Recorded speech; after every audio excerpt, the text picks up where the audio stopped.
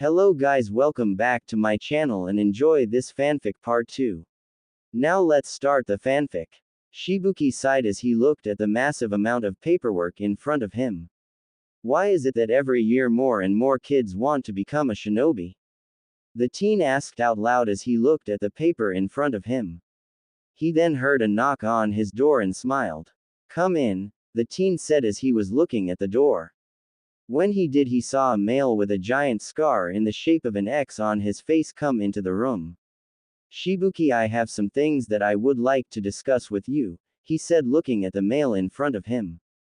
"Alright, but aren't you supposed to be teaching the students down at the Shinobi Academy?" Shibuki asked, looking at him with a rather concerned look. "No, not today. Satsuki is taking them on a field trip to show them the hero's water," the male said, looking at the teen in front of him. "Alright, well then what is it that you want to talk about?" Shibuki asked, looking at the male in front of him. "Well, it's a few different things actually," the male said, looking at Shibuki. "Okay, well, what are they?" Shibuki asked, just slightly annoyed with his counterpart not answering him. "Well, most of them are about Naruto," the male said as he grew just a little bit nervous. "What about Naruto?" Shibuki asked, looking at him. "Well, first off, there's that attack from 3 months ago. It's obvious that they had no other intention other than capturing Naruto. Now I and a few of the other shinobi have been talking and we think we might know why that is," the male said as he pulled out some papers he had put inside his coat. They hadn't fallen out of his coat on the way to the tree because he had used his chakra to make them stick to the surface of his jacket.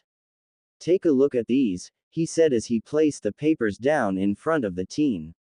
Shibuki nodded and picked up the papers.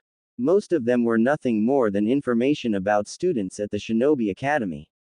However, he then came across the file of Naruto and the file of Fu, both of which had a red circle around them, more specifically their chakra levels. Shibuki noticed that there were some boxes that weren't shaded and one that was. The ones that weren't shaded read very low level, mid-level, intermediate level, and high level. The one box that was shaded in, however, read very high level. However, upon closer investigation, Shibuki noticed that Naruto's name also had a red circle around it. "Please explain," Shibuki said, looking at the male in front of him. "Well, I'm not sure how familiar you are with chakra, but kids around Naruto's and Fu's age usually have low-level chakra, sometimes mid-level if they belong to a clan. So these two having a very high level of chakra is unusual to say the least," the male said, looking at him. "I see. So is this a mistake or is there some sort of explanation for this?" Shibuki asked, now genuinely interested in what the male in front of him had to say. "Well, the explanation for Fu having a high level of chakra is simple. It's because she's a Jinchuriki. Jinchuriki naturally have high levels of chakra because of the biju that is sealed inside of them. So once you find out that Fu is a biju, it really isn't that strange for her to have a high level of chakra, seeing as how the biju are creatures that are made out of pure chakra," the male said, looking at the teen in front of him. "Alright, so what's Naruto's excuse?" the teen asked, looking at the ninja in front of him. When he asked this, the male sighed. "Well, that took a bit of digging for me to figure out, but I think I have the reason as to why his chakra level is so high," the male said, looking at Shibuki. "Then please enlighten me," the younger of the two said. "Well, it has to do with his last name, Uzumaki," the male said, looking at the teen in front of him. When he saw that his leader had a confused look on his face, he sighed and decided to explain. "That's right, I had forgotten you weren't there. Well, when your father ran the village, we would receive a visit from a clan. They would come here to relax, buy a few souvenirs, then leave. This clan was known as the Uzumaki clan," the male said, looking at him. "I see. So this Uzumaki clan is where Naruto is supposed to be right now?" the teen asked. "No sir, they suffered a major blow some years back and all of them were presumed to be dead. Seems like we may have the only Uzumaki left," the elder male said, looking at the teen figure in front of him. "I see. So what makes you think his clan has to do with any of this?" Shibuki asked, leaning forward slightly. "Well, The last group that came through here allowed us to conduct some basic tests on one of their younger members. Believe it or not, she was actually around Naruto's age when we conducted these tests on her.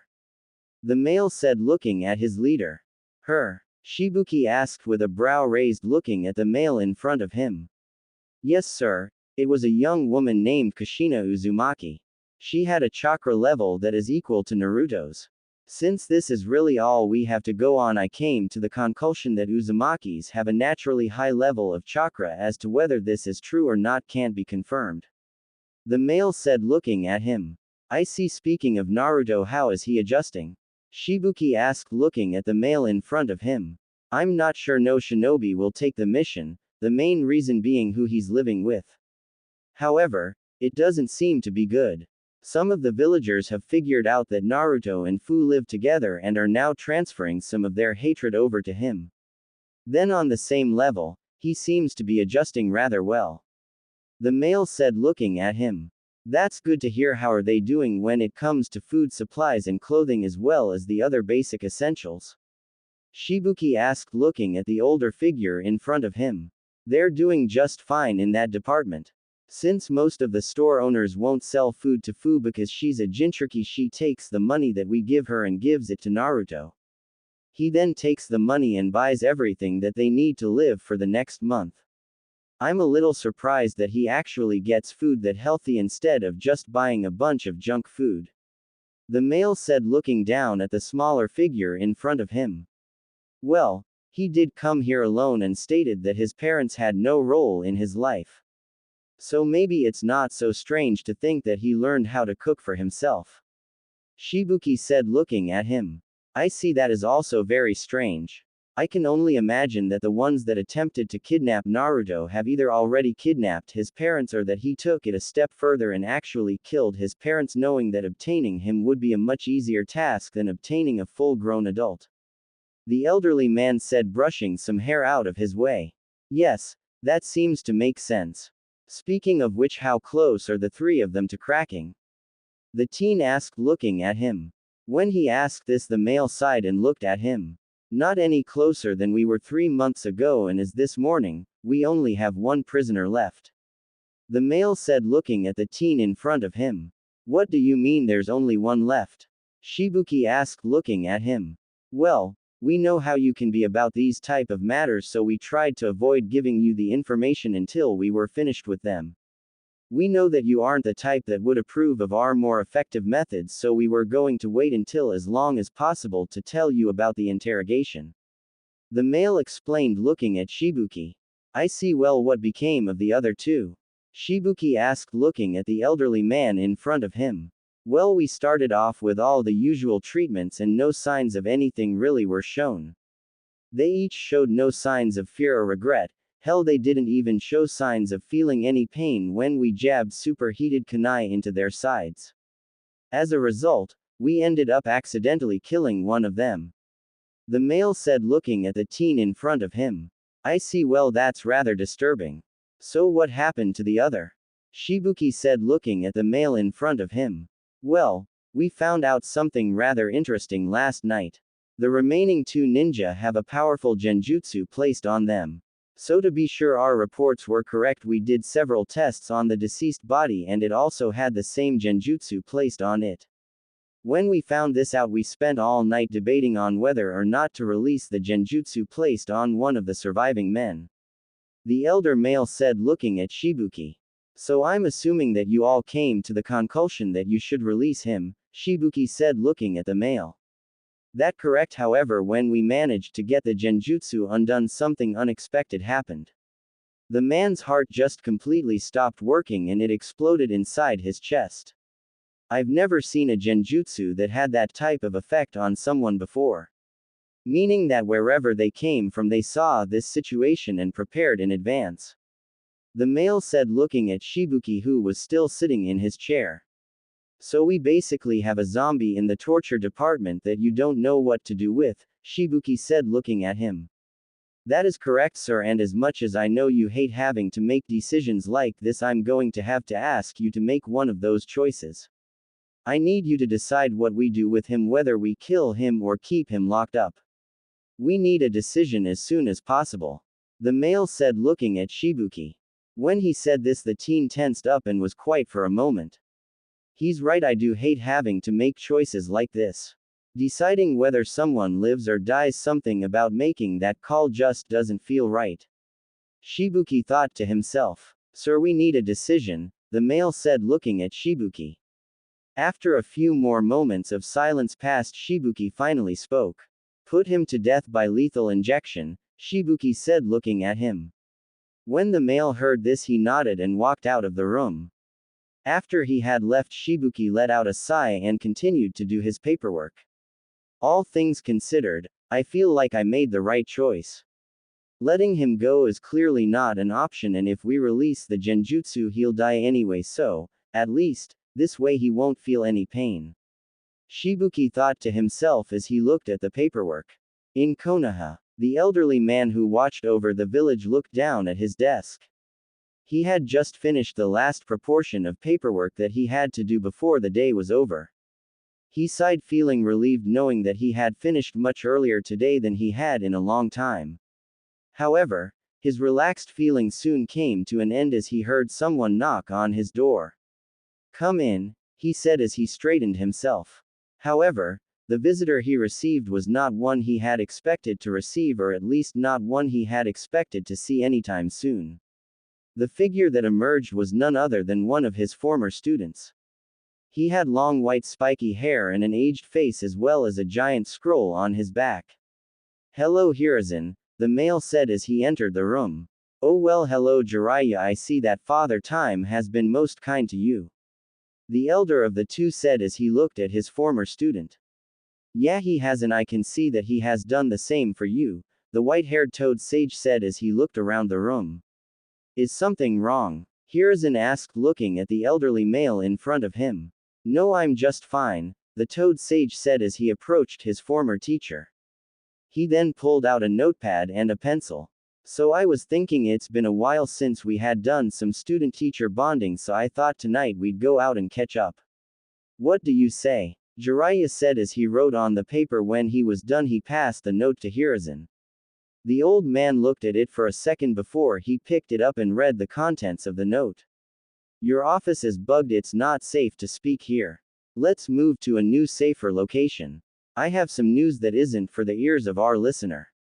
When Hiruzen saw this, his eyes widened slightly and he looked at Jiraiya a little surprised. Yes, I would love to go out for drinks tonight. Will anyone else be attending this event with us? Hiruzen said, looking at Jiraiya.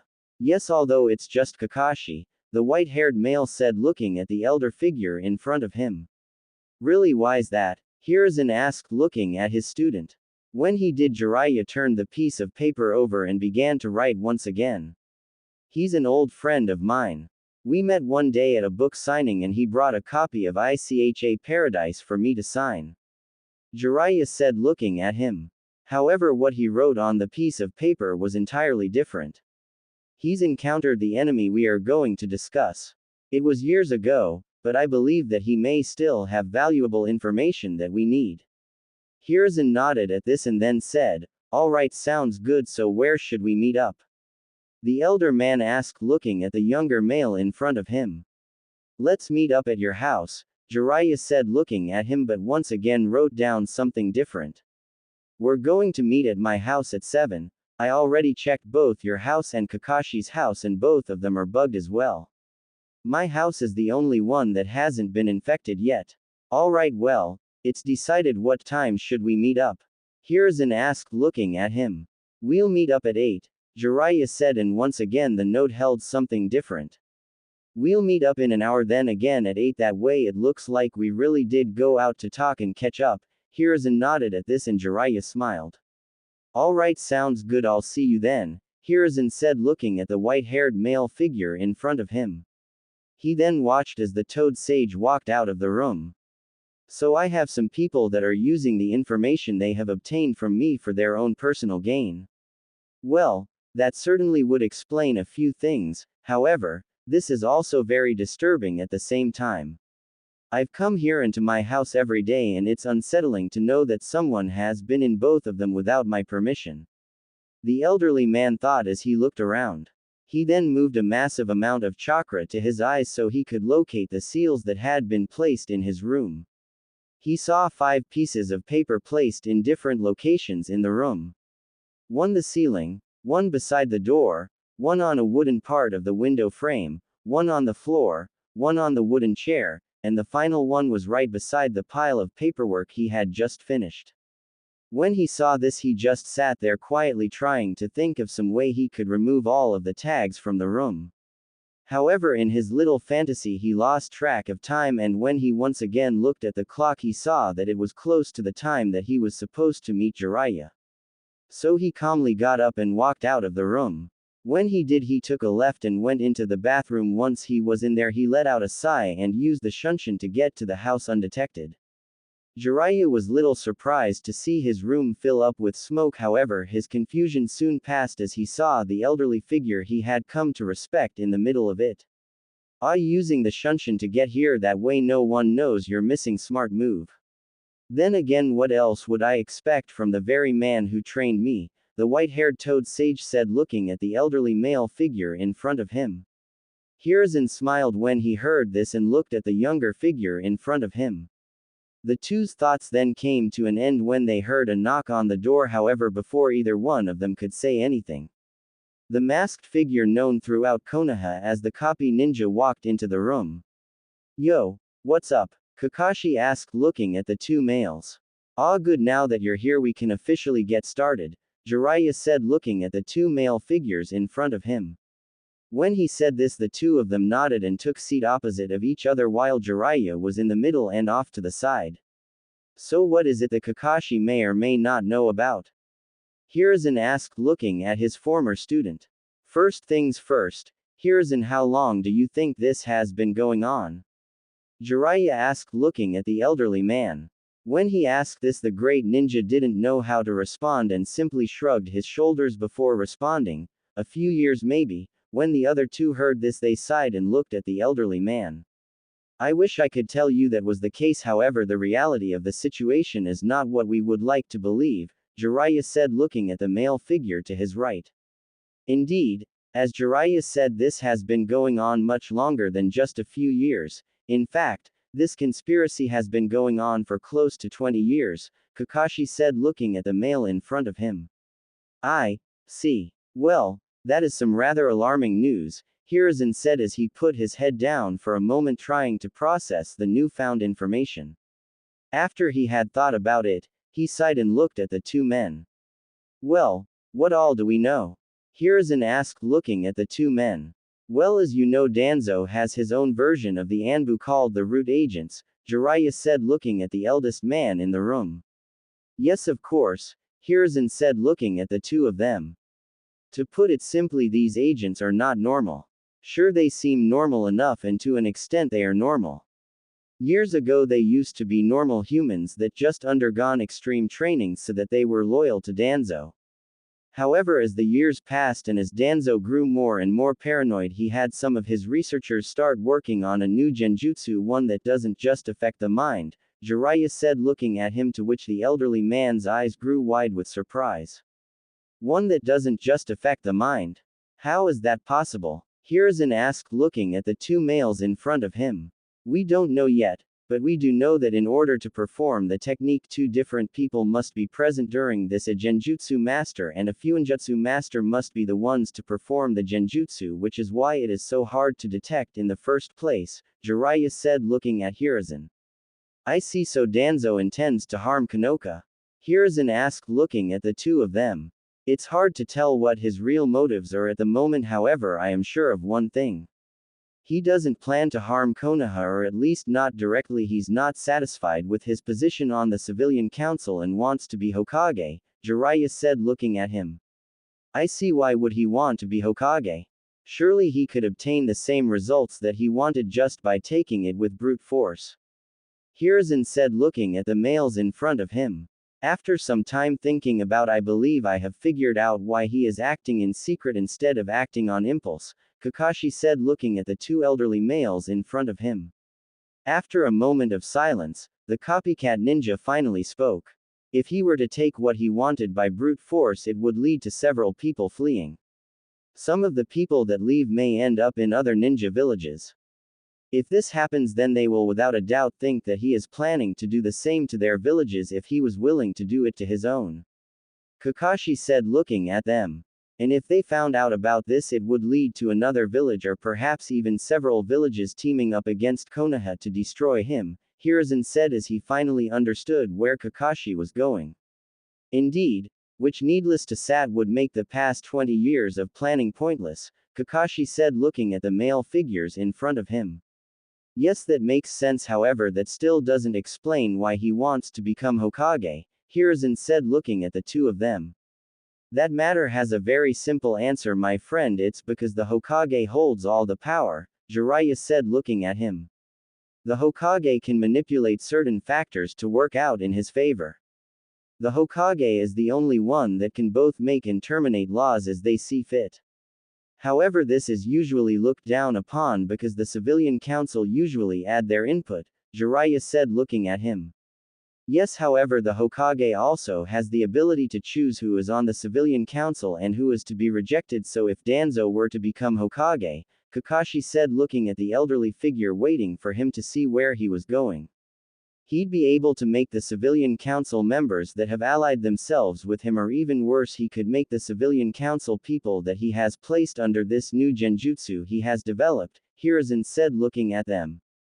Exactly, so you can see why at the moment you'll have to stay on your toes, Jiraiya said, looking at his former teacher. Yes, and I appreciate you telling me this, Hiruzen said, looking at them. When he said this, he got up and was about to shunshin away. However, before he did, Jiraiya looked at him. Hiruzen, before you go, I just want you to know that no matter what you think at the moment, the civilian council are by no means your friends, Jiraiya said before the old man disappeared from the room. When he left the room, the silver-haired male looked at the toad sage. Why didn't you tell him that Naruto is still alive? The male asked, looking at the white-haired male. As much as it pains me to say this, leaving this village was probably the best thing Naruto could have done, Jiraiya said, looking at Kakashi. Oh, and why's that? Kakashi asked, looking at Jiraiya. Naruto left this village for a reason. While I'm not sure about the details, from what I gather from his last day here was just horrible. Now here's a question for you, Kakashi. If every day of his life was half as bad as that day was, why on earth would I tell Hiruzen? What good would it do Naruto? If I told Hiruzen, he'd just send more men out and bring him back to the village. He'd bring him back to a life that he hated. Why on earth would I want to sentence my godson to that kind of fate? Jiraiya asked, looking at the silver-haired figure in front of him. After a few moments of silence, Kakashi sighed in defeat and looked at the male in front of him. You're right, it wouldn't do him any good, Kakashi said, looking at him. The silver-haired male then got up and walked towards the door, but before he left, he looked at the male that was still in the room. Then, at least, tell him when you think he can handle it. After all, he, unlike most of this village, did care for Naruto. He cared a lot more than anyone else did, so even if you don't tell him now, I believe he still needs to know the truth. Kakashi said as he opened the door and walked out into the streets of Konoha. Left alone to himself, the white-haired male sighed and began to think to himself. I guess it's true. If nothing else, he doesn't have to learn the truth now, but he still deserves to know. I guess I can tell him when the time comes. When he, like me, understands that leaving this place was the best thing he could have done. It's almost kind of sad, really. If he had just had one friend, one person to take some of the weight that he had been carrying around with off his shoulders, he might not have left. Jiraiya thought as he looked at the ceiling. I wonder what he's doing now. Jiraiya asked in his head before he let out a long sigh. With Naruto and Fu, the two were standing in the hallway with two books in each hand. Their arms were perfectly extended and the two were starting to feel just a little sore. Why were they doing this? Because it was a punishment. Fu had asked a question in class, and seeing as how she was a Jinchuriki and a rather hated one in this particular village, she was sent outside. Naruto, being the young boy he is, tried to stand up for his newfound friend, and when he did, he was also ordered to stand outside the classroom. Stupid teacher, this doesn't even make any sense. Why is he having us do this? Naruto asked aloud in a slightly annoyed tone. It's fine, Naruto, it's because I asked a question that I shouldn't have asked. It's my fault we're in this mess, Fu said, looking down at the ground. When Naruto heard this, he gritted his teeth and looked at her. How can she say this is her fault? It's not her fault, it's that stupid teacher's fault. I thought she had a good question. I didn't get what he was talking about either. They're treating her like they treated me. Naruto then found himself slightly depressed as he looked at Fu. Naruto then walked over to Fu and took the books from her hands and placed them on top of his own. Naruto, what are you doing? Fu asked, looking at him. What's it look like? I'm going to carry your books for you, Naruto stated as he took her books and walked back over to his spot. Naruto, you don't have to do that, I can. Fu didn't get the chance to finish her sentence as Naruto interrupted her. Fu, it's fine, here's the way I see things. You don't deserve to be out here. You asked a question and I talked back to the teacher. I do deserve to be out here. It wouldn't be fair for you to get punished for something you didn't do, Naruto said, looking at her. Fu once again looked as if she was going to say something, however, Naruto once again cut her off. Look, Fu, I don't know how this village has been treating you and I don't care. As long as I'm around, I'm going to try and make your life easier, Naruto said, looking at her. Fu then looked at Naruto a little surprised before she nodded with a smile. Thanks, Naruto, the green-haired female said as she just sat there and watched him hold the books. He's so much nicer and more understanding than the others are. I wonder why that is. I guess it really doesn't matter, and Naruto, just as you're going to make my life easier, I'll try my best to make yours easier as well, Fu thought as she looked at the blonde in front of her. The blonde that had become well known throughout Tokigakure as the demon lover, as well as many other names, let out a tired yawn as he rose from his bed. When he did, he looked around and got up to his feet rather slowly. He then made his way over to the mirror that was in the room and looked down at the headband he had received yesterday. It was neatly folded just the way he had left it, but there was also a folded piece of paper beside it. The blonde reached down and unfolded it, and his eyes slowly began to go over the words that were on the paper in front of him. I got tired of trying to wake you up, so when you read this you may want to hurry and get to the academy. Naruto's eyes widened at this slightly and looked around the room for the clock. When his eyes landed on the device that was hanging on the wall, he darted to his closet and opened it up, throwing on his shirt and clothes in a hasty fashion, realizing that he only had 10 minutes before the teams were announced. When he realized this, he quickly put on whatever pair of clothes he could find and started to run down the streets of Tokigakure. Usually, him and Fu would be on the roofs, but seeing as how it was still early in the morning, no one was on the streets just yet, and seeing as how the villagers tended to blame the two of them for pretty much anything, he didn't want to wake someone up then have to listen to them complain about it the rest of the day. When he arrived in front of the academy, he saw that Fu was already there waiting for him in front of the massive building. It's about time you got here, the green-haired female said, looking at him. I would have been here sooner if someone had woken me up like they said they would, Naruto said, looking at the green-haired female. Like my note said, I tried to wake you up and you wouldn't. Also, I noticed that you were smiling in your sleep, so it didn't really feel right to wake you up from a dream that you were clearly enjoying, Fu said as the two of them walked into the classroom. Yeah, I don't really remember anything about the dream, but for whatever reason I just remember that it was a really nice dream, Naruto said as he looked at the green-haired female in front of him.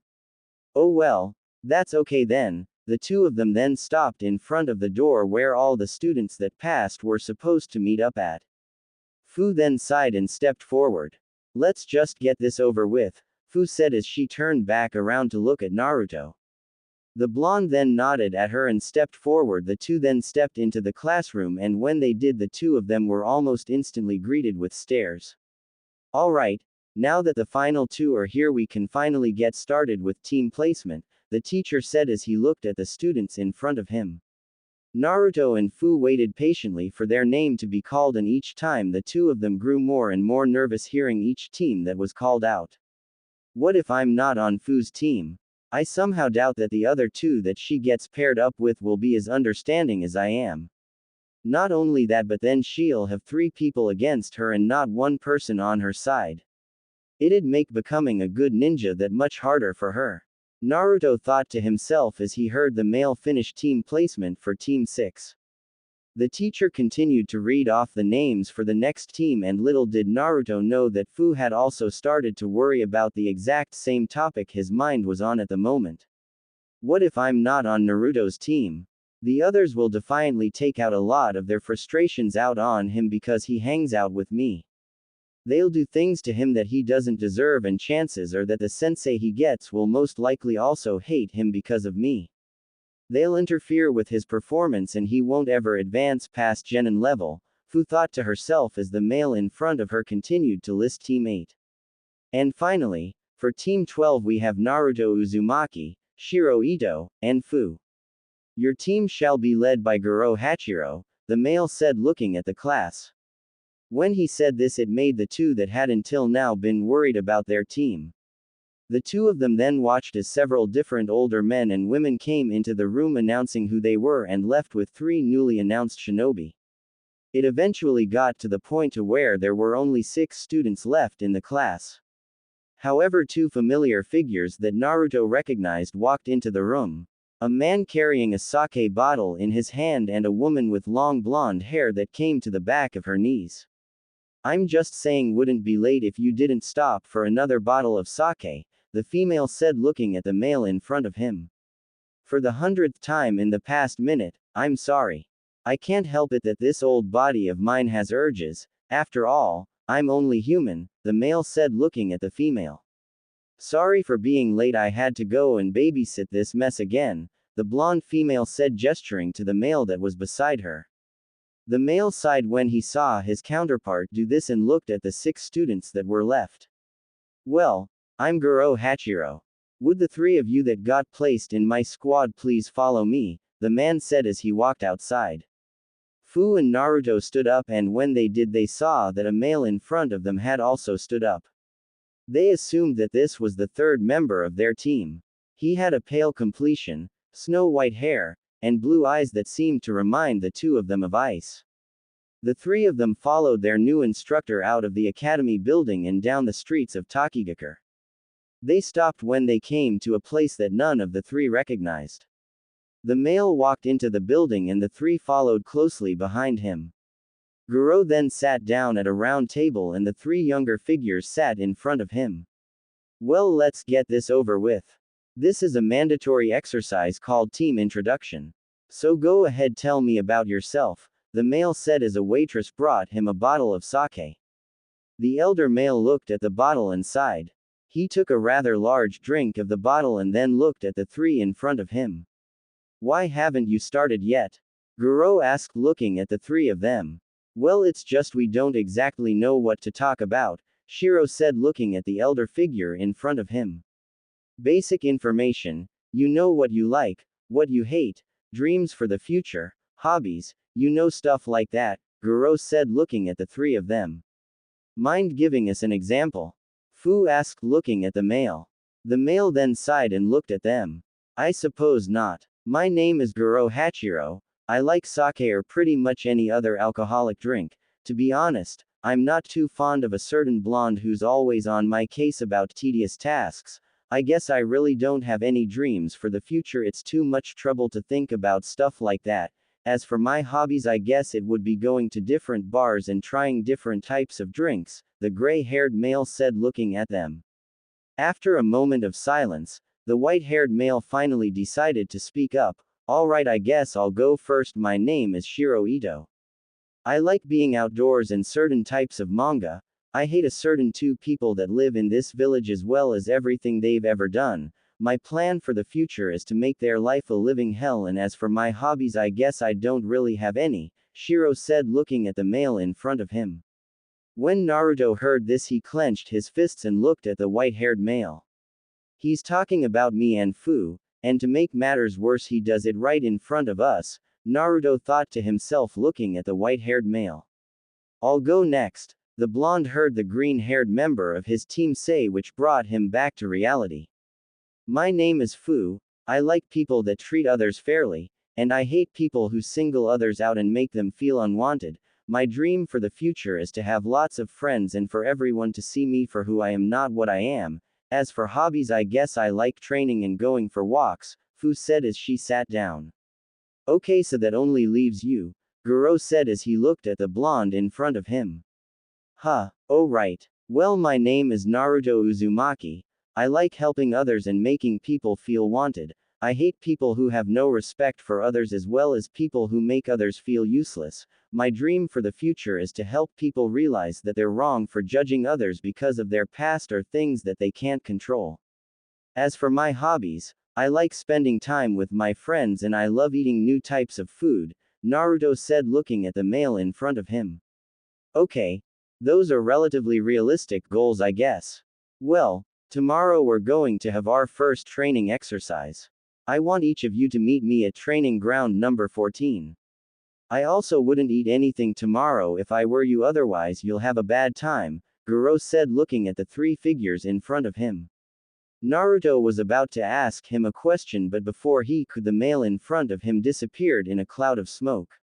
As soon as he did, Shiro got up and looked at the two beside him. I'll see the two of you tomorrow, I guess, he said as he walked out of the building. When he did, Naruto looked at Fu and the two of them walked out of the building. Well, that was rather unexpected, don't you think? Fu asked looking at Naruto. Which part, the training exercise or the part where Shiro insulted us in the most obvious manner? Naruto asked looking at the female beside him. Oh, so you noticed that too, huh? Fu asked looking at Naruto. How could I not notice it? It was as plain as day who he was talking about. It doesn't take a genius to figure out who he was talking about. Naruto said looking at the female beside him. Yeah, well, want to just go home then? Fu asked looking at Naruto. Yeah, might as well. After all, we need to be ready for tomorrow, Fu said looking at the blonde beside her. They then walked to the house that the two of them shared and got ready for the following day. When the two of them decided that they had everything that they needed, they walked into the rooms that the two of them had. As the two slowly drifted off into the land of dreams, they began to wonder exactly what the two of them would have to do. Then the two of them slowly fell into the darkness that was sleep. Then, like usual, Fu had woken up much earlier than Naruto had and she went to take a shower. While she was in there, she remembered that she and Naruto, as well as the third member of their team, were supposed to meet up today. When she finally exited the bathroom, she put on her usual attire and walked to Naruto's room. She looked at the blonde and saw that, like the previous day, he was sleeping peacefully, but deciding that she wasn't going to be as nice today, placed her hands on his back and pushed him into the floor. With a solid thud, the blonde woke up and looked at the figure in his room. What time is it? Naruto asked, letting out a tired yawn. Almost time for us to meet up with our team, so get ready, Fu said looking at Naruto. The blonde got up and stretched when he heard this and walked toward his bathroom where he took a shower and then came out. He then looked at Fu, who was standing by the door waiting for him. Alright, you ready to go? Fu asked looking at the blonde in front of her, and when she did, she received a nod of the head. The two then began to walk down the street and arrived at a fenced-off area. When they did, the two of them jumped over the fence and began to walk into the field. Once they got there, they saw that the white-haired male was already there waiting for them. The two slowly walked over to him, and when they were about a foot away, Shiro got a little nervous, then looked at the two of them. The white-haired male began only to have gotten cut off by a sound that he was familiar with. When he heard this sound, him as well as the two that were in front of him jumped to the side and looked at where they were standing, only to see that there were several kunai in the ground where they were standing. The three of them pulled out a kunai and looked around. When they did, they saw a figure appear in front of them. This figure, however, made both Naruto and Fu very nervous. This figure was wearing a white mask that looked like a dog and had a leaf village symbol on the forehead. I'd like for the three of you to come with me, he said looking at them. No way, Naruto said looking at the male figure in front of him. Well, I wasn't really giving you choice, the cloaked figure said as he ran forward, and the three that were in front of him also ran forward. Shiro was the first of the three to attack by throwing a kunai at the male. The male easily caught it and returned it to the white-haired male. Shiro jumped out of the way and looked at the male that Fu and Naruto were now locked in close combat with. The two of them tried repeatedly to land a hit on him but never could. However, the fight was short-lived as the masked figure jumped back slightly, causing the two figures in front of him to stop. When they did, he struck the back of their necks rather forcefully and the two then hit the ground. Shiro looked at the figure that was in front of him and sighed. "Now it's your turn," the masked figure said, looking at him. Shiro threw his kunai on the ground and looked at the figure in front of him. "I give up," Shiro said, looking at him. "Oh, why the sudden change of mind?" the cloaked figure asked, looking at the white-haired male in front of him. "The three of us all had a chance of beating you, but seeing as it's just me now, I know for a fact I can't beat you. It'd be better to just give up now instead of fighting you. There'd be no point in it," Shiro said, looking at the male in front of him. "I see, a wise choice," the cloaked figure said as he disappeared. "But foolish nonetheless," Shiro heard the male say behind him, and then felt a heavy pressure on the back of his neck, and him too fell to the ground and watched as his world slowly faded to nothingness. When Shiro finally awoke, he saw that Naruto and Fu were also awake. He tried to move, but when he did, he found his arms tied behind his back and his feet both tied together. Shiro tried to move once again, but he felt some more resistances, suggesting that something was holding the rope that was on his feet and the rope that was around his hands together. When he looked back over to Naruto and Fu, he saw that they were in the position he was in. "So he got you too?" Naruto asked, looking at Shiro. "Something like that, yeah," Shiro said, looking at the two in front of him. "Well, guess this is the end for the Team 12. Man, to think we didn't even get to have our first mission. Not exactly how I pictured I'd die," Shiro said, looking at them. However, when he said this, he noticed that neither of them said anything back, causing him to sigh. After a few more moments of silence had passed, Shiro finally decided to speak up once again. "It's not you," he said in a quiet voice. "What?" Naruto asked, looking at the white-haired male in front of him. "The two people in this village I hate. It's not the two of you," Shiro said, looking at the ground. "When I was walking home yesterday, I saw that the villagers were staring at the two of you like you had the plague or something. I had never actually seen the demon of this village or the demon lover of this village, so I had no idea it was the two of you. So after I thought about it, I probably sounded like the two people I hated were the two of you," Shiro said, looking at them. "Well then, if it's not us, then who is it?" Fu asked, looking at the white-haired male. "Believe it or not, it's my parents," Shiro said, looking at them. When he said this, however, Naruto and Fu gained a confused look on their face, and Shiro decided to clarify what he meant. "My name's Shiro Ito, as in the heir to the Ito Corporation," Shiro said, looking at them. "I thought that name sounded familiar. Although that doesn't explain why you hate your family," Fu said, looking at the male in front of her. "To put it simply, they don't even know I exist. Being the heir of a company like the Ito Corporation is just too much to handle. Every day they expected more and more of me, and every time I messed up on even the smallest detail, they shunned me. Then came the day I told them I wanted to be a ninja, and things just took an even worse turn. I decided for a while that they were right and that becoming a ninja would be a waste of time," Shiro said, looking at them. "So what happened for you to change your mind?" Naruto asked, looking at them. "I don't know, maybe I was tired of being ignored, or maybe I just didn't want to be responsible for such a big company, but I snapped and left. After the day I left, they completely shunned me and cut me off. According to the letters that they always send me, I'm not even in their will anymore. They're going to give anything they own to a business partner that they have," Shiro said, looking at them.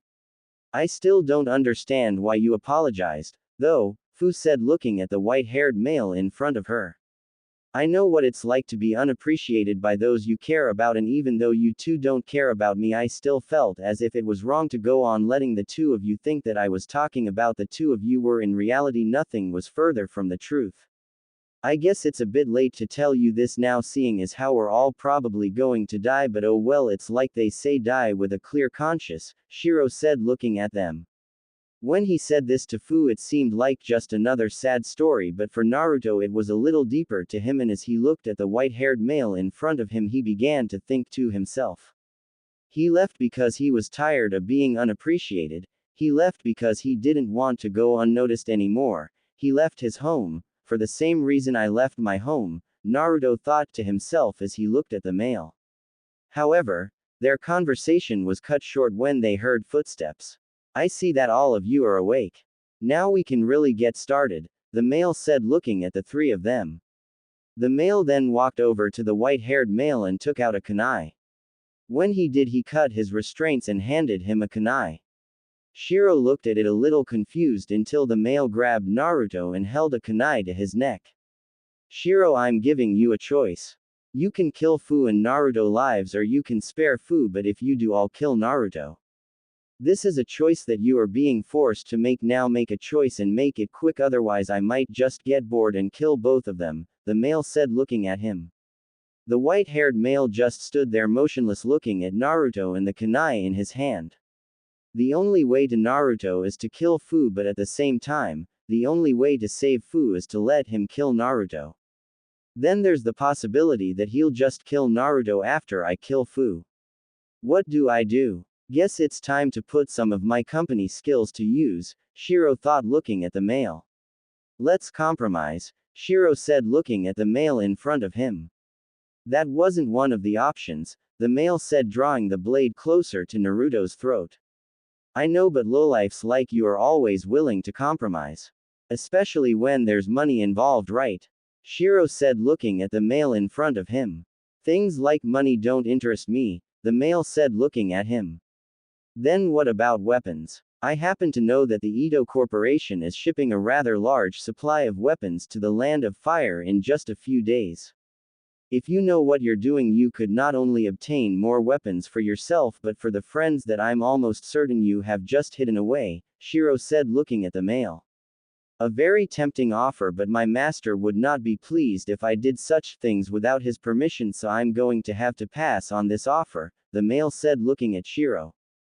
When the white-haired male heard this, he once again became silent and looked at the male in front of him. Damn it! What the hell kind of lowlife is this guy? He's not taking any of my offers. Wait, he said his master wouldn't be, please. Which mean that he's being paid somehow, even if it's not with money. Let's exploit that just a bit, shall we? Shiro thought as he looked at the man in front of him. So what's your master paying you with? If not money, then surely it's some form of insurance, right? I'm sure we could provide the same level of what he's offering, and if not, then we'll make you an even better offer. Sound like a deal? Shiro asked, looking at the male. I'm not comfortable telling you any of this information. Now quit stalling for time and make a decision now. The male said, looking at him. Shiro grew nervous when he heard this and looked at Naruto. Okay, let me think about what my father said about this type of situation. He said that whenever someone is doing something like this, they're trying to deal a crippling blow that is more severe than any other option. In other words, he knows that Naruto and Fu are both stronger than me, which means that if they were both to live, they would have a much higher chance of living than I would with either of them, Shiro thought as he looked at the male in front of him. Well, if nothing else, at least, change the choice just a bit, Shiro said, looking at the male in front of him. I really don't want to. The masked figure started, only to be cut off. Take my life instead, Shiro suddenly yelled out, causing the two figures that were on his team to widen their eyes slightly. Instead of you killing Naruto and me killing Fu, how about you kill me and let the two of them live? Shiro asked, looking at the male figure in front of him. The male figure then dashed towards him and held the kunai to his throat. Is that really what you want? The masked figure asked, looking at the figure in front of him. Shiro started to sweat slightly before he took a deep breath and looked at the male in front of him. Yes, he answered calmly. Then I have just one thing to say to the three of you, he said as he backed away from them. The male then took off his mask and showed a familiar scared face with gray hair. The three of you pass. What? Naruto asked a little confused. Each Jonin squad leader has to test their Genin squad to see if they really have what it takes to be shinobi. I came up with the hardest test I could think of so that no one would pass, but the three of you somehow did everything correctly. Neither one of the captives said anything that could endanger their life or the life of their comrades, and the person who was given the choice prolonged the choice as long as he could, and when everything else failed offered himself up so that his comrades could live. Never thought anyone from the academy would be able to pass this test, Guro said looking at them. So this was all some kind of test? Fu asked looking at the elder male in front of her. Yeah, the male said pulling out a bottle of sake from his jacket. And we passed? Naruto asked looking at him. Yep, Guro said taking a large drink of sake. Much better now I'm not sober anymore, the male said looking at his team. The three young figures then jumped into the air and let out screams of excitement. Man, something tells me that dealing with the three of them is going to take a lot of sake, Guro said looking at the three in front of him. Alright, well, tomorrow Team 12 has its first official mission. We'll meet in front of Shibuki office. I hope the three of you are ready, because from here on out it's only going to get tougher and you'll find yourself regretting so many choices. So from here on out make sure you do your best, the male said looking at them. Guro then watched as the three of them walked away. He then heard someone land beside him and turned to his side to see a familiar blonde looking at him. So did they fail? She asked looking at the male looking at him. No, actually, even though I planned everything out, they still came out on top. They passed, Guro said looking at them. Looks like your days of slacking are over because you officially have a genin team to take care of, the blonde said looking at the male in front of her with a smug look on her face. Yeah, although it isn't going to be easy for them. If what Shiro said was true, then soon he really is going to have to make a difficult choice. I just hope he does what's right and makes the choice that will make him happy, Guro said looking at him. I'm sure he will. You know, he reminds me of his uncle at that age, the blonde said looking at him. Was I really that annoying as a kid? Guro asked looking at the blonde female. Yeah, but you were fun back then. So when do you plan on telling him? The blonde asked looking at him. I'll tell him when the time is right.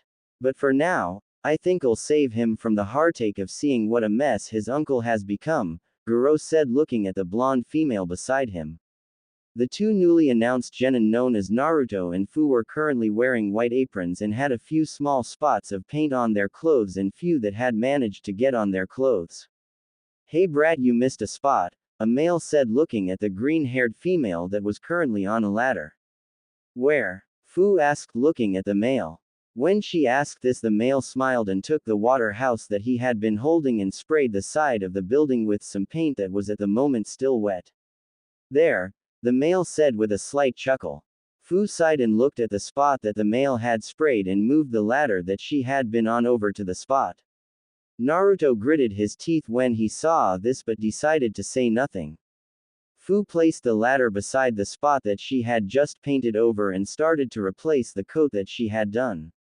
The male looked like he was going to spray Fu with the house until a door behind the male opened.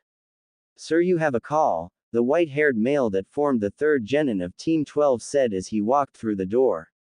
Shiro at the moment was wearing a very formal suit and hated it immensely because it reminded him of when he had to go attend meetings with his father. Alright, the male said as he walked into the house. Fu then sighed and looked at the wall. Maybe if I get this done quickly I can help Naruto with his side of the house, Fu thought as she began to do her side a little faster than when the male was outside. She then heard the familiar voice of Shiro call out to her. Hey Fu, catch, Shiro said looking at her. Fu turned her head and saw that there were two tin cans coming at her. She caught it and looked at Shiro. What's this? Fu asked looking at him. It's for you and Naruto. I took it out of his fridge when he wasn't looking. I suggest you hide them before he comes back and accuses you of stealing, Shiro said looking at her. This caused the blonde that was on the far side of the house to smile. Thanks, Shiro, we owe you one, Naruto said looking at him. Don't mention it, Shiro said as he opened the door. However, before he could step into the house, the female of the team spoke up. Oh, and Shiro, could you do me a favor? Fu asked, looking at him. Sure. What is it? Shiro asked, looking at her. Mind spitting in one of his cups when he's not looking? Fu asked, looking at him. He's been treating me like his own personal butler for the past 3 days. Trust me, when I get the chance, I'm going to do more than just spit in it, Shiro said with just a hint of evil in his eye. Thanks, Shiro, Fu said as the male walked into the house and shut the door behind him. At this rate though, we'll never get done. This is the last wall that we need to paint, and without Goro around to keep him from harassing us, we aren't going to be able to finish this wall, Fu thought, looking at the place she was painting. As soon as she thought this, the male walked out of the house and looked at them. I have to go somewhere. I trust that the three of you can finish this while I'm gone, the male said, looking at them, although he didn't wait for them to answer as he walked out into the streets. A few moments later, Goro appeared in a puff of smoke with a cell phone in his hand. That should keep him busy for a little bit, Goro said as he put the phone away.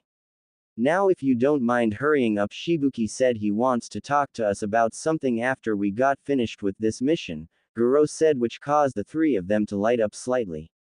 Give me a minute and I'll help, Shiro said as he walked back into the house, and within a minute the male walked back outside with a white apron that said, "Kiss the cook." Shiro then climbed up the ladder that Naruto was on and saw that he was looking at him with a slight smile.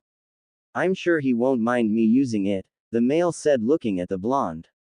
The three of them were able to finish the mission that three of them had been assigned within an hour without the elder male's constant harassment. Alright, we're done, Goro-sensei, now let's go to Shibuki's office, Naruto said, looking at the white-haired male in front of him. The three younger figures then started to walk towards the huge tree that was in the center of their village and began to walk up the large set of stairs. When the three went through the door, they saw that Goro was already in the room and that Shibuki looked surprisingly serious. Ah, that three of you are here. Now I assume that the missions have been rather interesting, because of the villagers, Shibuki said, looking at them. Yeah, interesting is one way to put it, Fu said, looking at the male in front of her. I see. Well, I thought that this may happen and wanted to apologize to the three of you for it. So I've done some thinking and come up with what I believe a good apology is, Shibuki said, looking at them. When he said this, the three gained a slightly curious look, causing Shibuki to smile. I've decided to give the three of you along with another team an A-class mission, Shibuki said, looking at them. This caused the three that were in front of him to all gain a confused look and then a very excited express. After the three of them had a small celebration and had settled down, Shibuki looked at them and smiled.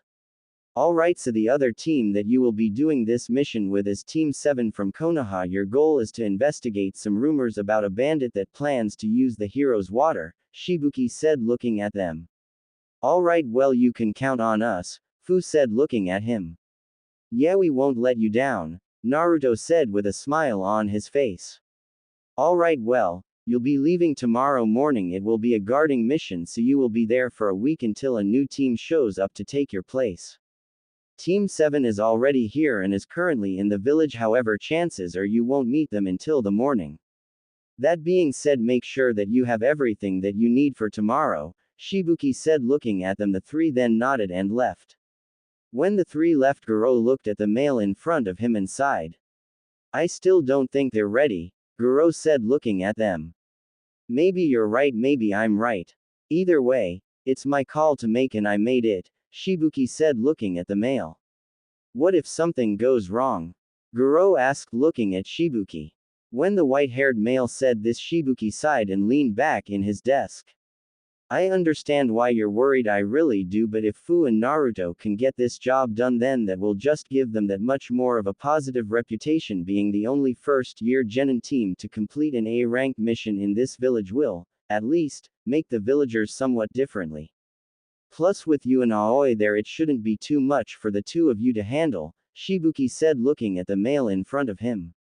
Alright, if think it's the right call, I'll trust your judgment, but I just want to go on record by saying that I think this is a bad idea, Goro said, looking at him. Alright, well, Aoi's team has already been made aware of this and I think that you'll be able to gather all you need before tomorrow, Shibuki said looking at the mail in front of him. Yes sir. Goro said as he took the sake bottle out of his jacket and placed it on the table in front of him. Mind putting that somewhere safe until I get back? I'd rather not be drunk while on this mission, the white-haired male said as he walked out of the room. Shibuki smiled when he said this and took the bottle and placed it in a secret safe that he had under his desk. Nice to know that he cares enough about his nephew to make sure he doesn't die during this mission, Shibuki thought to himself as he watched the male walk out of the room. I just hope that Shiro will be more understanding than his father was at that age, Shibuki thought as he continued to fill out the small amount of paperwork he had left. With Fu and Naruto, the two of them were currently in their own rooms and were gathering everything that the two of them thought they would need for the mission that was ahead of them. Naruto sighed as he tried to place another kunai in his backpack and smiled when he finally managed to place it in the small pack. Naruto then smelled something that he hadn't smelled before. He followed the aroma into the kitchen and saw that Fu was placing a plate full of food on the table that the two of them almost never used. Fu, what's this? Naruto asked looking at the food in front of him. Oh well, I thought that since we were going to be gone for a while that I would make the two of something to eat so that we have plenty of energy for when we leave tomorrow, Fu said looking at the blonde in front of her.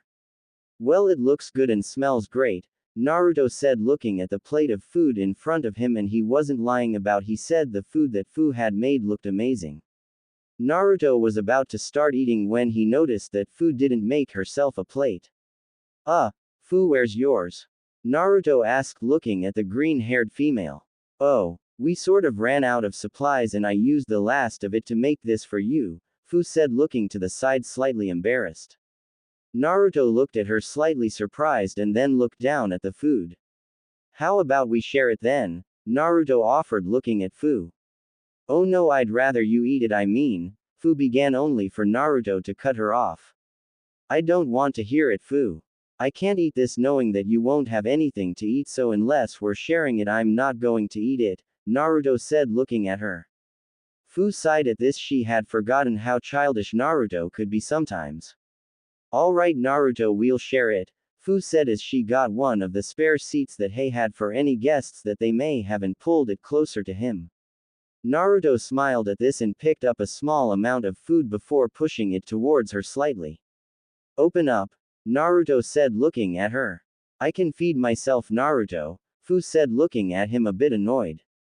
I know, but at least this way I know you're actually getting enough to eat, Naruto said looking at her. Fu sighed and leaned forward slightly with a slight blush on her face and took the food from the two pieces of wood that Naruto was holding. Naruto smiled at this, then took a bite of his own, and when he did his eyes lit up with how good it tasted. This really is amazing, Fu, Naruto said as he got another bite ready for the female he lived with. You really think so? Fu asked as she once again took a bite from the blonde only. This time, the blush had faded from her face. Yeah, this is amazing, you one day you're going to make someone an awesome wife, Naruto said without thinking, and once he had realized what he said his own face turned red. He then looked over at Fu, whose face was also slightly red. I mean that as if you ever get married. No, wait, that's not what I meant, I mean if, Naruto began only to get cut off halfway through his apology. It's fine, I know what you meant, Fu said looking at him. Oh okay, Naruto said offering Fu another bite of the food she had made. She took it and within a minute between the two of them the plate full of food was gone. Let's go to bed, Fu said looking at Naruto. Okay, Naruto said as he and the green-haired female walked up the stairs. The two of them walked to their separate rooms and shut the door behind them. Naruto had changed into the clothes that he slept in. He was about to go to sleep when he heard some light tapping on his window. When he looked to his side to see what was there, he saw a few raindrops going down his window. It was raining, no real surprise there, it rained a lot more in water country than it did in other places. Naruto decided to ignore this and crawled into bed. It was about halfway through the night when the storm started to become more powerful. A bolt of lightning struck by the park and the resulting crash startled the two awake. Ah, Fu yelled as she shot up from the bed she was laying in. She then looked outside and saw another flash of lightning followed by a much quieter sound of thunder. Great, it's a storm. I hate storms, they always wake me up and I can never get back to sleep, Fu said looking out the window. She then sighed and began to walk towards her door. Maybe Naruto's awake, Fu said as she opened the door and began to walk down the hall. Little did she realize that Naruto had the same problem with her. He had awoken in a very startled state and looked out the window to see that the storm had gotten far worse than it was when he had gone to sleep. A storm? Don't get many of those, Naruto said as he saw a flash of light and heard a low rumbling sound. Well, sleeping in something like this is going to be difficult, Naruto said looking out the window. The blonde then received a knock on his door and he turned to it. Come in, Fu, Naruto said looking at the door. How do you know it was me? Fu asked as she entered the room. We're the only ones that live here, Naruto said looking at her. Fair enough. So Naruto, mind if I stay in here with you for a little bit? Fu asked looking at the mail. Sure thing, something tells me I'm not going to be able to get back to sleep for quite some time anyway, Naruto said looking at her, and as if to prove his point another loud roar of thunder filled the house. Fu walked over to Naruto a bit faster than usual when she heard this. Scared of storms? Naruto asked looking at the green-haired female. A light shade of red appeared on her cheeks as he said this and she looked away from him. Maybe, she said avoiding his gaze. Really? Naruto asked a bit surprised. I didn't know that. I mean, we used to get storms a lot more often when we were younger and I don't remember you being scared of them back then. So why are you scared of them now? Naruto asked looking at Fu. Well, you used to be a real heavy sleeper and we shared the same bed, so you didn't notice when we were little, but at night when we had a storm I would use you as a hug pillow, Fu said looking at Naruto. A hug pillow? Naruto asked looking at the green-haired female in front of him. Yeah, hug pillows are used for people who are scared or upset. It's supposed to help them feel better, Fu said looking at Naruto, her face turning an even deeper shade of red. Naruto's face reflected this action and he looked at the ground. That's right, we used to share a bed back then, Naruto said still looking at the ground. Yeah, guess we were strange kids, Fu said looking at Naruto. I guess you could call us that, Naruto said as he finally averted his gaze from the floor to her. As he looked at her, another bolt of lightning struck and a loud roar of thunder followed behind it. Naruto noticed the Fu tensed up slightly at this. I guess she wasn't kidding when she said that she was scared. Guess it's not a bad thing, everyone's got something they're scared of, right? Naruto thought to himself. Hey Fu, you know, if you want you can use me as a hug pillow again, Naruto said looking at her. When he said this, Fu looked at him slightly surprised with a slight blush on her face. Naruto, I don't think that's, Fu began only for a loud roar of thunder to cut her off, and this time when it did the light that was on in Naruto's room went out. Without thinking, Fu suddenly lunged towards Naruto and wrapped both arms around him and buried her face in his chest. Naruto felt his face become much warmer and looked down at the green-haired female. Man, my heart's beating like crazy. I hope she can't hear it, Naruto thought as he looked down at her. He then realized that Fu was shaking slightly. He wasn't sure what to do in this situation. Sure, he had seen Fu upset before, but even as they were growing up he never seen her scared before. It was just a new situation and he had no idea what he was supposed to do in it. So he did the first thing that came to mind. He placed a hand on the back of the slightly shaking female in front of her and held her close. It's okay, Fu. There's no need to be scared because I'm here. I don't care if it's a storm, that ninja, or something even worse than them. You won't have to be scared of them because I'm here for you, Naruto said looking at the female. Oh okay, thanks for being here for me, Fu said as she looked up at Naruto. Anytime, Naruto said looking at her with a slight blush. Hey Naruto, do you really think that I'd be a good wife? Fu asked avoiding the blonde's gaze. Yeah, why wouldn't you be? I mean, you're awesome to talk to you despite what everyone in this village thinks. You've got one of the kindest hearts I've ever seen, and in my own personal opinion you're not exact ugly, so why wouldn't you make a good wife? Naruto said, looking at the green-haired female beside him. Thanks, Naruto. I know it may not seem like it, but sometimes I'm not sure what I'd do if you weren't around, Fu said as she let her head rest on his chest. Naruto once again felt his heart speed up at this action. However, he soon felt his body relax into the feeling. After several moments of silence between the two had passed, another bolt of lightning struck and a loud roar of thunder came in behind it. Naruto felt his arms tighten around Fu out of pure instinct, but oddly enough he didn't feel her body tense up. He then looked down at the green-haired female in front of him. He then noticed that Fu's eyes were shut and that her face had a rather peaceful expression on her face. She actually looks really cute when she's asleep, Naruto thought to himself as he looked down at the female in front of him. Naruto's eyes then widened at his own thoughts and he shook his head slightly, trying to clear his head of the thoughts that had just filled his head. I can't think about Fu that way. We're best friends. It'd ruin our friendship, Naruto thought as he once again looked down at the female in front of him. Although, I guess it's not unusual that I'd think about her like that, right? Naruto thought to himself as he continued to look down at the female. I mean, we've been through so much together, and without her, I don't think that living here would be the same. I should probably ask someone about this, Naruto thought to himself as he looked down at the female in front of him. Naruto then reached his free hand around her and placed it under her legs and slowly lifted her up as to not disturb her sleeping. The blonde then got up and walked to the door. He once again began to think about something. I can't take Fu back to her room, she'd just wake up again. Then again, I can't just leave her in my room, can I? Naruto thought to himself, and he would have continued if Fu hadn't begun to move slightly in his arms. Naruto, the female said with her eyes still closed.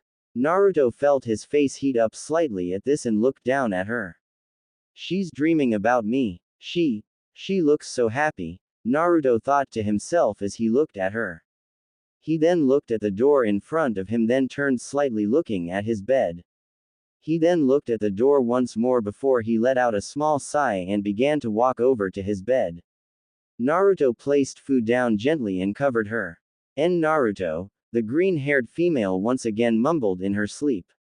Naruto once again looked at her and smiled at this. He then leaned down and placed a gentle kiss on her forehead. When he did, he saw Fu smile in her sleep and a slight blush crosses her face. Naruto then quietly walked over to the other side of the bed and crawled in it.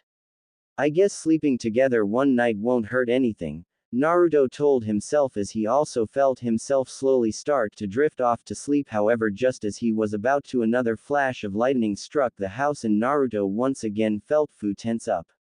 Naruto, Fu once again said in her sleep, only this time, it sounded a little more panicked. Naruto turned around and looked at the sleeping female. He once again found himself in a situation where he wasn't sure what to do, so he once again did the first thing that came to mind. He slowly placed one of his arms around Fu's waist and brought himself closer to her so that his chest was touching her back. He once again felt relaxed at this. Naruto smiled at this but then let out a yawn. This is going to be really hard to explain in the morning, Naruto thought to himself as he slowly felt himself drift off to sleep. With Goro and Kakashi, where are those two? Goro questioned, becoming a little more irritated as time went on. They do know that we were supposed to meet at this gate, right? Shiro questioned, looking at the gray-haired male in front of him. Yeah, there's only 3 gates in the entire village and this one is the one that's used the most. There's no way they could have possibly gotten confused, Goro said, looking at the male. If I may, Kakashi said, gaining Goro's attention. I request permission to go look for them, Kakashi said, looking at him. Be my guest, Goro said, looking at him. Kakashi then did one of his trademark eye smiles before vanishing in a puff of smoke. If you don't mind me asking, just who are we waiting for? A pink-haired female that Goro recognized as the female of Team 7 asked, looking at him. Their names are Naruto and Fu, Guro said looking at them. When he said this, it caught the attention of a certain raven-haired male. Naruto. There's no way. It has to be a different Naruto, that's the only explanation, Sasuke thought as he looked at Guro. However, as time went on, Sasuke found himself becoming more and more annoyed by the fact that his name was Naruto and looked at the only non-genin that was with him. Excuse me, but what are their last names? Sasuke asked looking at him. Their last names? Guro asked looking at the raven-haired male, causing him to nod. Why on earth would he want to know their names? I guess there's no harm in it, still better to be safe than sorry, Guro thought as he looked at the male in front of him. Truth be told, they're both orphans they told have any last names, Guro said looking at him. Well, at least, this is half true. Fu doesn't have a last name, Guro thought as he looked at the male in front of him. Orphan, huh? This really is starting to sound like the Naruto that left Konoha. No, that's impossible. The Naruto that left Konoha died 3 weeks after he left, Sasuke thought to himself as he looked at the adult in front of him. Why do you want to know their last names, Sasuke-kun? The pink-haired female asked looking at him. I just thought it'd be better if we got an idea of who we're working with, Sasuke said looking at the pink-haired female.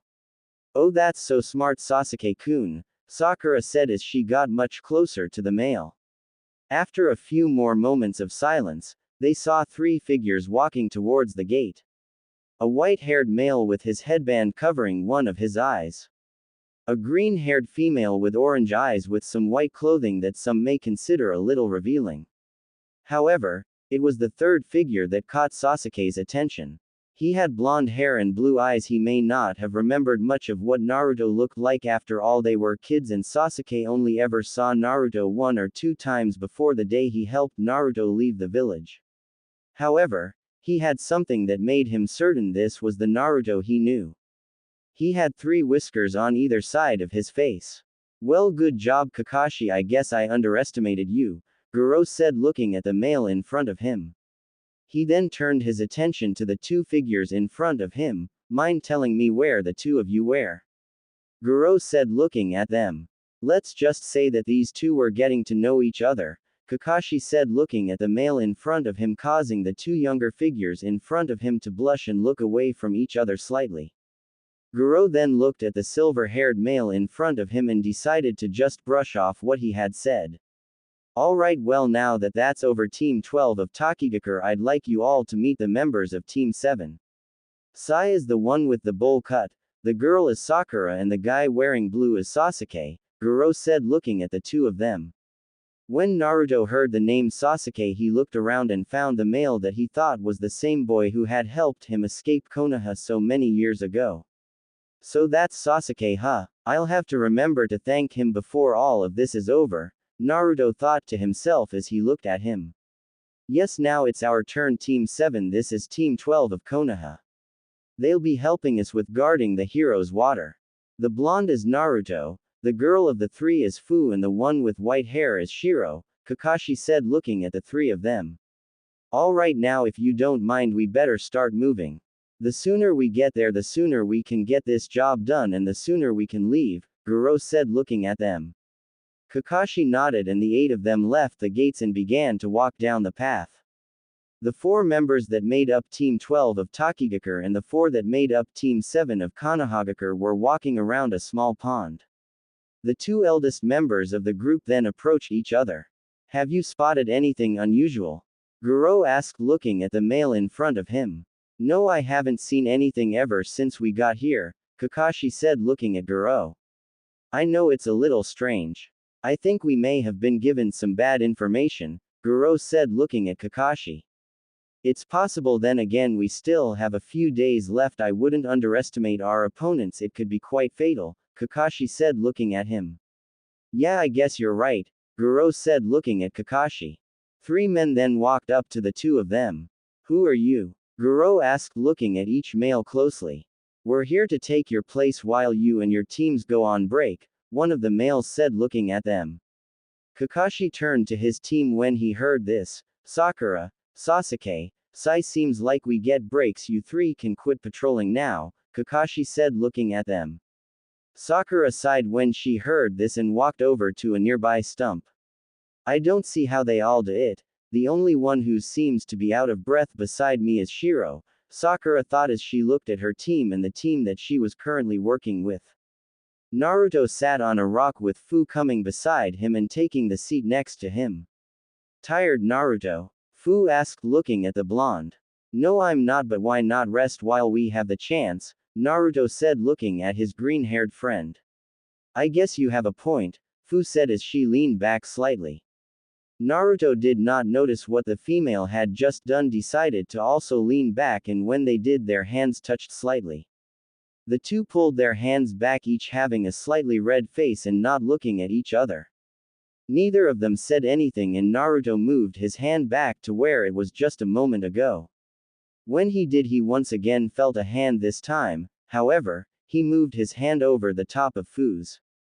After a few seconds had passed, Naruto got nervous, however that nervousness faded when Fu turned her hand around and laced her fingers with his. It's a nice day out, isn't it? Naruto asked as he looked up at the clouds. When he did, he felt a head suddenly make itself known on his shoulder. Yeah, it's a really nice day out, Fu said, letting her head rest on his shoulder. Kakashi, seeing this, smiled under his mask. Well, it's nice to know that leaving Konoha wasn't a massive failure for Naruto, Kakashi thought to himself as he looked at the two in front of him. I wonder if Jiraiya already knows about his location. Kakashi asked himself as he looked at the sky. So you see it too, huh? Kakashi suddenly heard a new voice say from behind him. The silver-haired male looked behind him and saw Shiro walking towards him. Yeah, it's not hard to tell how they feel about each other, Kakashi said, looking at the younger male. They look just like Obito and Rin, Kakashi thought, looking at them. So you think that there will actually be an attack? Goro asked, looking at the male in front of him. It's hard to say, but we shouldn't let our guard down, Kakashi said, looking at the male in front of him. Of course, we shouldn't, Goro said as he noticed the raven-haired male from Konoha walking towards Naruto and Fu. He stopped just in front of them, gaining the attention of the two that at the moment were still sitting on the rock. Hey Naruto, mind if I speak to you, in private? Sasuke asked, looking at the blonde. Oh, sure, I guess, Naruto said as he got up and followed the male to a more private location. So what's up, Sasuke? Naruto asked, looking at the male in front of him. Are you Naruto Uzumaki from Konoha? Sasuke asked, looking at the blonde male in front of him. Naruto looked a little confused and grew a little nervous. Yeah, don't you remember you were the one that helped me escape? Naruto asked, looking at the male in front of him. Yeah, I remember, but the thing is, you're supposed to be dead, Sasuke said, looking at Naruto. When he said this, the blonde's eyes widened and he looked at Sasuke. What do you mean I'm supposed to be dead? Naruto asked, looking at him. Well, a week after you left Konoha, the Hokage got a report that they had found the burnt body of a child that matched your description. Several different people analyzed the body and they all came to the same conclusion. That boy was supposed to be Naruto Uzumaki, Sasuke said, looking at the male in front of him. Why would they think that it was me? Naruto asked, looking at him with a very confused face. Well, like I said, the body was burned so they couldn't recognize it in the least, so they found that he was malnourished like you were. He was around your height and he had a seal on his stomach just like what you have, Sasuke said, looking at Naruto. Naruto placed his hand on his stomach at the mention of the seal. It's true that he always had that strange marking on his stomach, but he had never actually thought anything of it. So how did everyone take it? Naruto asked, looking at Sasuke. Well, most of the village celebrated for an entire week. The shops were giving out free food and candy, and then sake was being passed around like it was a daily occurrence. Then some others like the Hokage just went into solitude for a while. The teacher at the academy, Iruka, actually was in his home for a month straight, not leaving to go to the academy or to even buy food. He just kind of shut down for an entire month, Sasuke said, looking at the blonde in front of him. They celebrated my death. Guess I shouldn't be surprised. After all, the entire village except for a few select people hated me. So it actually makes sense that they would go crazy and be happy that I'm gone. Although it is nice to hear that there were some people who were upset to see me leave. I just didn't think they'd be that happy that I was gone. I mean, they treated me almost as bad as this village treats Fu. The only difference is that I'm not a Jinchuriki. Naruto thought, and near the end of his train of thought, it all clicked and suddenly made sense to him. Those hate-filled stares the nights they would drunk and beat him while calling him names like demon and monster, it just all made sense after that. Naruto then looked down at his stomach. Then those markings are. I'm just like Fu, Naruto thought to himself as he looked back up at Sasuke. Well, thanks, Sasuke. I guess it's good to know that someone actually cared about me, Naruto said, looking at him. Sure thing, Sasuke said, looking at the blonde. I'd also like to thank you for your help all those years ago. Without your help, I'm not sure I could have left Konoha. So thanks, Sasuke. It really means a lot to me, Naruto said, looking at the male in front of him. However, if the two of them had been paying closer attention, they would have noticed the male that was just a few trees away with that ever-present smile on his face. So this really is the Naruto Uzumaki from Konoha. Well then, Lord Danzo will be very pleased to hear about his location, Sai thought as he walked back towards the lake. As Naruto and Sasuke walked back to the large lake, they suddenly heard the sound of kunai flying through the air. The two jumped forward and looked back to see that there were several kunai in the ground. The others, of course, heard the sound that it made when it hit the ground, and everyone looked at them. When they did, several men appeared in front of Naruto and Sasuke. Seems like I missed. Well, guess I good thing that I usually don't miss twice, the man said as he launched another kunai at Sasuke. When he did, he saw that the male's eyes had turned red and that there was 2 tomo on his eyes. Seems like we have someone rather special here, boss. How much do you think someone would pay for those eyes of his? Another male asked as he stepped forward. Don't know, I guess there's only one way to find out, one of the males said, stepping forward. As he did, Kakashi and Goro jumped in front of the two. Seems like we have another payday, boss. Kakashi of the Sharingan. I bet someone would pay even more money for his eye, the male said, looking at Kakashi. I don't know about that. Why would someone pay for just one Sharingan when they could have a matching set? Another male said as he looked at Sasuke. You stay away from Sasuke-kun, Sakura said, looking at the men in front of her. One of the males then turned his head to look at the female and smiled. Hey, boss, I think I'll take the woman, the male said, looking at the pink-haired female in front of him. Kakashi, seeing how outnumbered they were, decided he couldn't afford to hold back. So he slowly reached up to his headband and pulled up to reveal his 3 tomo eye show. No matter how skilled you are, it won't do you any good once I get my hands on the hero's water, the male said, looking at the silver-haired male in front of him. I wouldn't be so sure about that, Kakashi said, looking at the male in front of him. 5 more men jumped down from the trees when he said this, and they each looked at him. Everyone pick a target and keep them busy while I go see about the hero's water, the male said, looking at the figures in front of him. Like the male had said, each of the figures spread out and took on their own opponent. All except for Kakashi and Goro, which seemed to have 4 of them attacking them at once. Usually, it wouldn't be a challenge for them, but seeing as how each time it seemed like one of them got the upper hand, some more from the side would step in. They never could defeat anyone. The male that had ordered the others to attack was walking across the lake where the huge tree was. However, a kunai suddenly cut off his path. He then looked to the side and saw a green-haired female looking at him.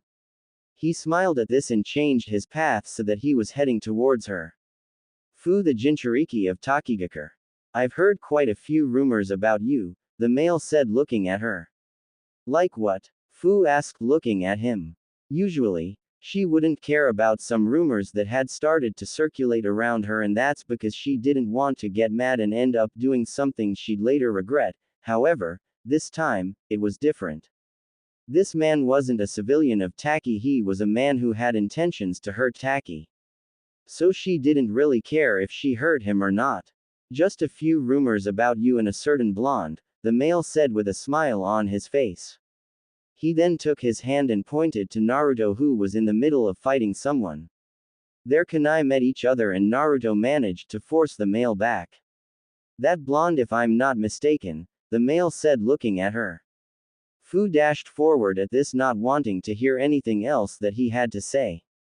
When she did, the male pulled out a kunai blocking hers with his own.